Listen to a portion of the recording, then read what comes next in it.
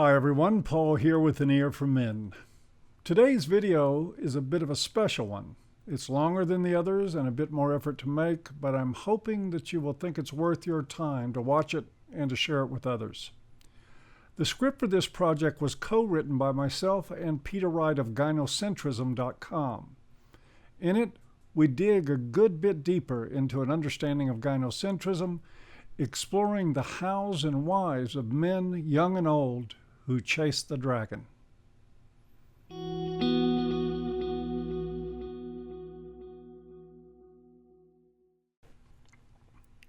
Many students of sexual politics posit the supposedly scientific notion that our culture of gynocentrism is a basic biological reality, that we should either get with the program and enjoy it, or bow out in a nihilistic fashion. An alternative explanation of gynocentrism suggests it is merely an exaggeration of human potential, one that leads to social and reproductive failure despite common beliefs. The bioscience lexicon can be helpful in understanding this. A superstimulus refers to the exaggeration of normal stimulus to which there's an existing biological tendency to respond. An exaggerated response, or, if you will, super response, can be elicited by any number of superstimuli. For example, when it comes to female birds, they will prefer to incubate larger, artificial eggs over their own natural ones. Large, colorful eggs are a superstimulus. Leaving real eggs out to die is the super response. Similarly, humans are easily exploited by junk food merchandisers. Humans are easily trained to choose products that cause heart disease, diabetes, and cancer over the nutritious food that they evolved to eat and thrive on, simply by playing tricks on the taste buds and manipulating the starvation reflex. Sugar and refined carbohydrates are superstimuli. Consuming toxic substances is the super response. The idea is that healthy human behavior evolved in response to normal stimuli in our ancestors' natural environment. That includes our reproductive instincts. The same behavioral responses have now been hijacked by the supernormal stimulus. From this perspective, we see that a superstimulus acts like a potent drug, one every bit comparable to heroin or cocaine, which imitate chemicals like dopamine, oxytocin, and endorphins, all of which occur in the body naturally. As with drug addictions, the effects of superstimuli account for a range of obsessions and failures plaguing modern man. From the epidemic of obesity and obsessions with territoriality to the destructive, violent, and sometimes suicidal behaviors central to our modern cult of romantic love. An interesting tidbit about superstimuli of manufactured narcotics is the phenomenon known as chasing the dragon. It's a term that originated in the opium dens of China, and it refers to what happens the first time a person inhales opium vapor. The resulting euphoria is complete, even magical, the first time. Subsequent to that, the user tries again and again with ever-increasing amounts of the drug to recreate that first blissful high. They can't do it. The brain is now familiar with the flood of manufactured opiates. The user gets high and very addicted, but the magic of the first experience is an elusive butterfly. They pursue it, though, with all their might, chasing the dragon they rode in their first experience. We see a similar phenomenon with men trying desperately in their relationships with women to be rewarded with redeeming love, sex, and approval through the use of romantic chivalry. It sends them, like an addict, traveling the path of a Mobius strip, going in circles, chasing the dragon. There is little doubt in our minds how this happens. Here are 3 examples of human superstimuli and how they are used to elicit a destructive super response in the human male. First, artificially manufactured neoteny. Neoteny is the presence of juvenile characteristics in body, voice, or facial features. In humans, neoteny activates what is known as the parental brain, or the state of brain activity that promotes nurturance and caretaking. The activation occurs through something called an innate releasing mechanism. A classic example of an innate releasing mechanism is when seagull chicks peck at the parent's beak to get food. Each adult seagull has a red spot on the underside of their beak, the side of which instinctively triggers or releases the chicks to peck it. It is the innate releasing mechanism. This innate releasing mechanism, of course, is essential to the survival of seagulls, and there is something like it to be found in all birds and mammals, or any creature that cares for its offspring. In mammals, neoteny is one of the innate releasing mechanisms that unconsciously determines our motivations to protect and provide, thus ensuring the survival of the species. Juvenile characteristics in humans, however, can also be manipulated to garner attention and support that far exceed that which is demanded for survival.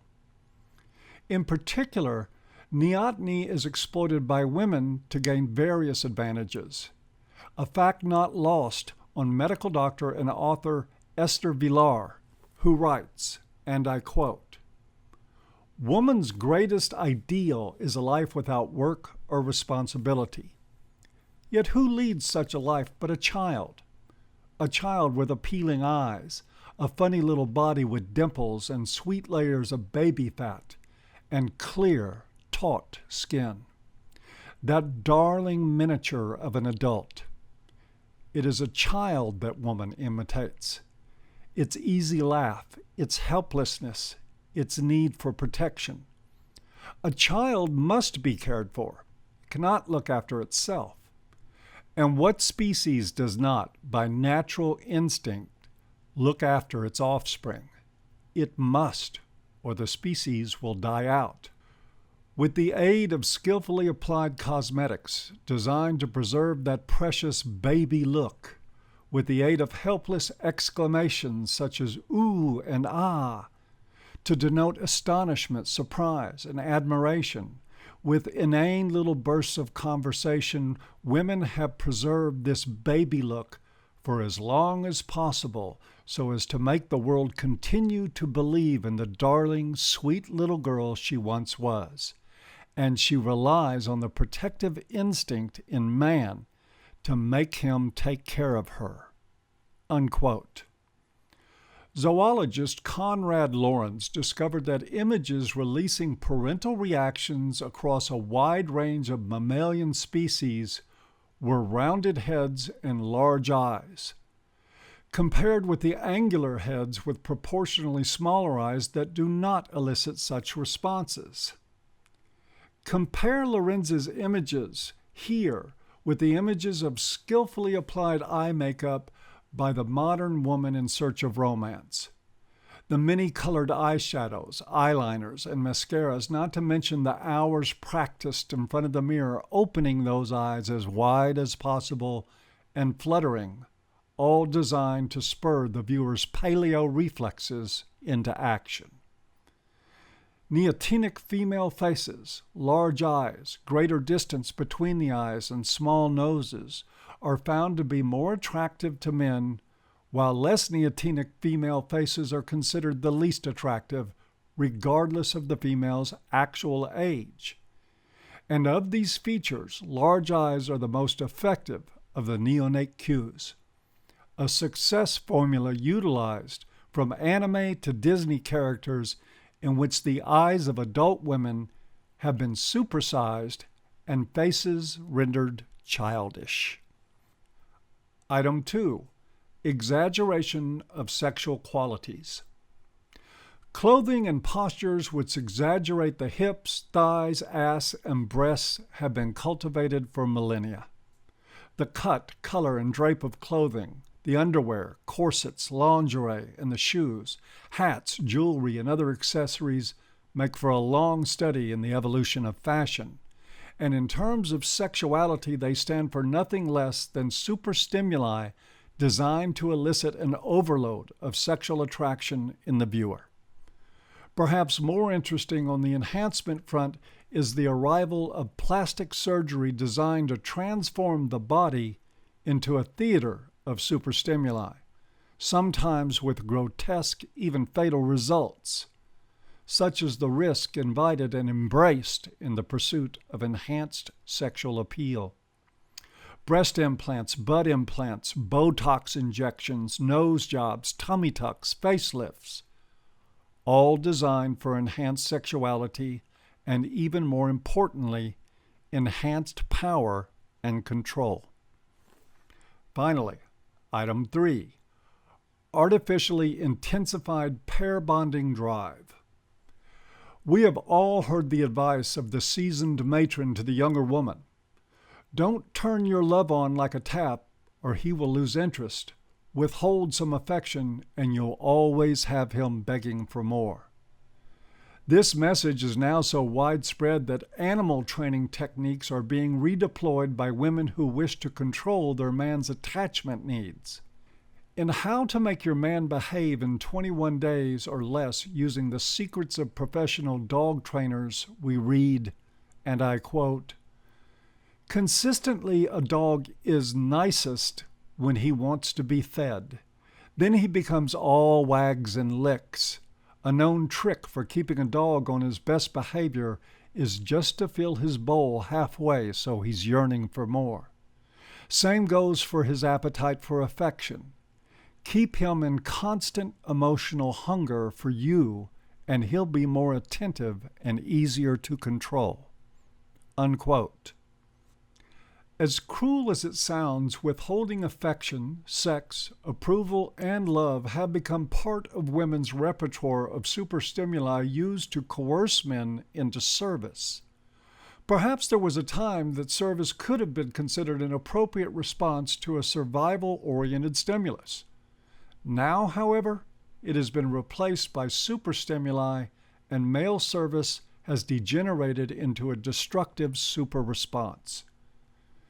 Such dating advice for women abounds on the internet with the aim to intensify a man's desire by turning a secure bond, a necessity for healthy relationships, into a brass ring. Only on the ride of romantic chivalry, like all carnival sideshows, the game is rigged. The brass ring remains ever just out of reach. Men's basic human need for love, acceptance, and security is frustrated, leaving them in a perpetual cycle of deprivation. Indeed, it is one of the core principles of romantic love to keep the bond in the realm of tantalizing denial, and men, therefore, in constant readiness to be manipulated and used. The word tantalizing comes from the Greek story of Tantalus. Tantalus, as the fable goes, offended the gods. His punishment was to be placed in a river with the water up to his neck. A tree full of ripe red apples leaned toward him. The gods afflicted him with a raging thirst and hunger. When he bent his head down to slake his thirst, the waters receded. Likewise, when he reached up to grab one of the apples, the branch recoiled higher and out of reach. Women are socialized now to tantalize men with the possibility of pair bonding, to keep the fruit of love ever out of reach, and to further muddy the waters with the dictates of romantic chivalry. If you want that pair bond, which is to say, if you want to be more tantalized, you'd better greet her with flowers, hold the door open, and of course, pick up the bill. Be prepared to live that way the rest of your life, exiled to the river with Tantalus, ever thirsty and hungry. In modern times, simple attachment is transformed into something complex. An impulse now guided by customs of a romantic chivalry designed to tilt maximum power toward the woman. Even when the pair bond is supposedly attained, you may still experience the withdrawal of love, sex, and approval as a method of control. It can even be worse once bonded than during the courtship process. Such behavior for women is not a simple innate reflex, but one in which they are culturally educated and socialized.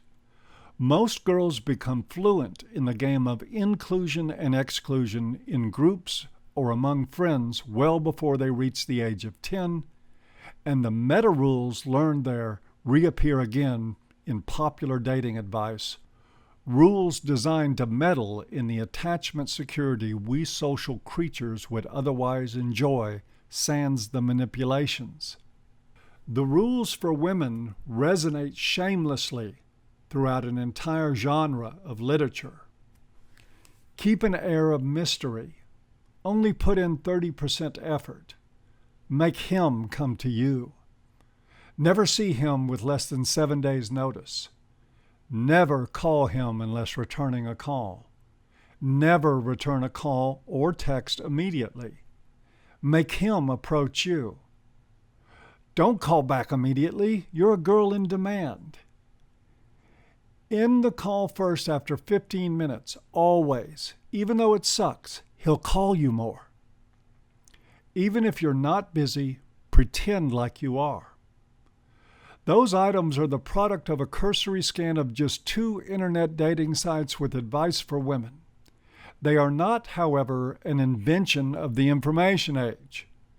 They are the long codified expressions of what women have been taught from generation to generation since the advent of romantic chivalry. They are obedience training instincts for conditioning the romantically chivalrous man. Super stimuli, powerfully effective in eliciting a super response. In this case, servile, blind sycophancy from weak, non-introspective men.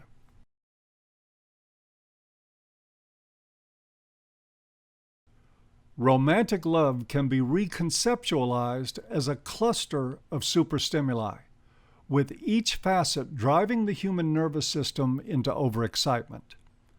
That excitement tends to negatively impact on men's long-term welfare.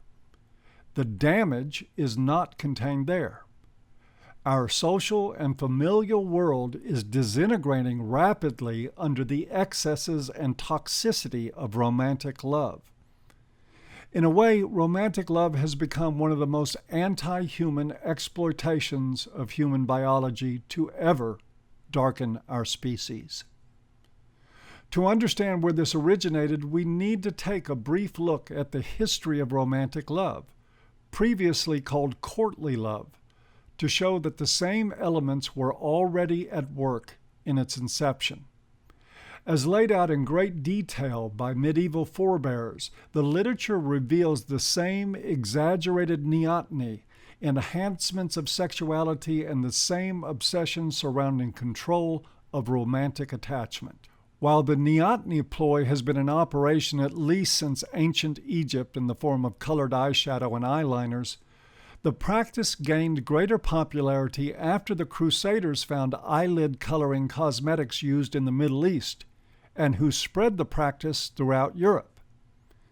By the Middle Ages, European aristocrats were widely using cosmetics, with France and Italy becoming the chief centers of cosmetics manufacturing, including the use of stimulant compounds like belladonna, which is an Italian name meaning beautiful woman.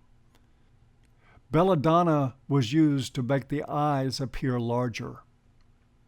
Thus, neoteny, manufactured by artisan techniques, became the cultural inheritance of each successive generation of girls who were, and still are, taught the art of applying and then displaying makeup, especially to the eyes.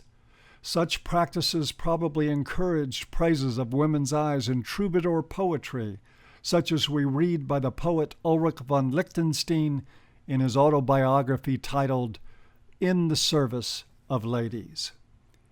Now, in that particular text we read, and I quote, "The pure, sweet lady knows well how to laugh beautifully with her sparkling eyes. Therefore I wear the crown of lofty joys, as her eyes become full of dew from the ground of her pure heart. With her laughing, immediately I am wounded by many."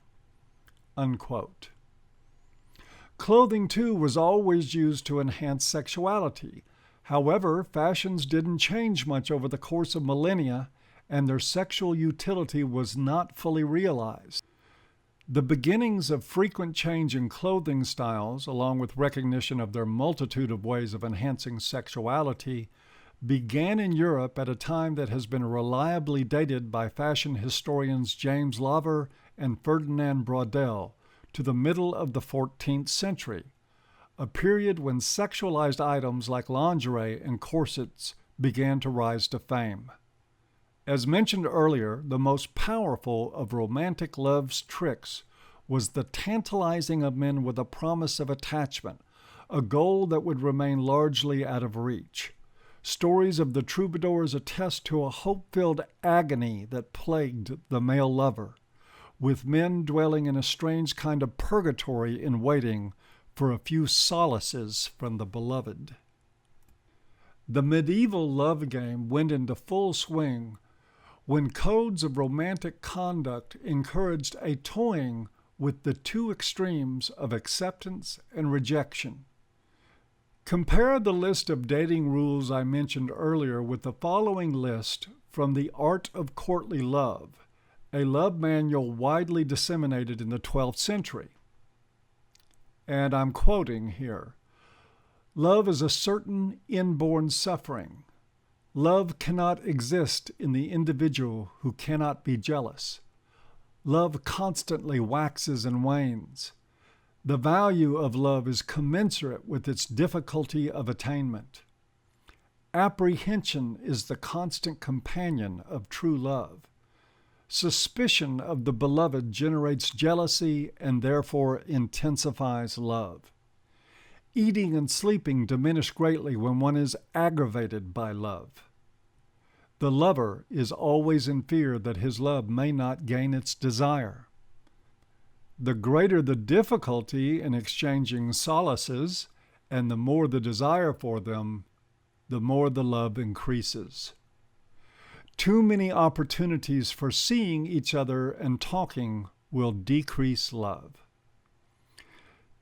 Shakespeare's most romantic of plays tells the same story, with Juliet keeping her lover midway between coming and going, between stable pair bonding and the single life.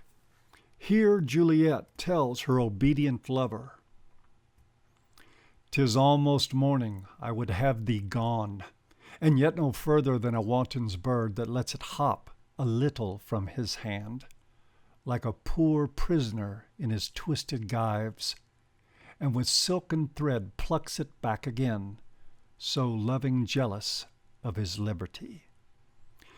To which Romeo replies in accord with the expectations of romantic love, "I would I were thy bird." Following this little detour into history, we now come to a final juncture of this talk and where we ask Aristotle's million-dollar question, that for the sake of which, to what end are these superstimuli employed? Many would offer the cliched answer that such practices garner reproductive success, that the woman employing them gains a quality mate and produces offspring to perpetuate the species. But this explanation is too simple. For starters, there are other aims of human life than reproduction, such as garnering of food, securing wealth, attachment needs, or of securing narcissistic gratification for a woman who may never intend to have offspring. The resources garnered via her carefully orchestrated superstimuli can serve other ends. Moreover, it appears not to have entered the minds of the reproduction enthusiasts that such strategies may in fact be deleterious to reproduction. All one has to do is look at failing relationships everywhere, lowering birth rates, and decaying societies in the West that do not portend a future of success, riding on the back of the superstimuli we've grown so fond of exploiting. Narcissistic gratification is certainly one motive we've underemphasized in our focus on reproduction, though it too is not the final motive. There can be nothing more gratifying to the narcissistic impulse than to wield power, as do most women, and to this end, superstimuli places immense power in their hands.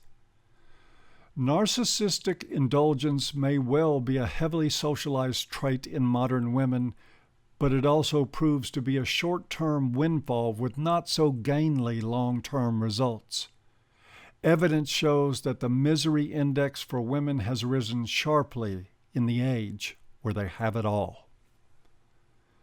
To summarize all that we've said, the extreme gynocentrism we live with today is a freak, a Frankenstein that on some level should not be, or at least should not be any more than the supersized cuckoo chick that swells in the nest of a tiny finch. It's an event that our systems were not specifically designed for, yet we remain caught in the insoluble loop of desire that keeps it going.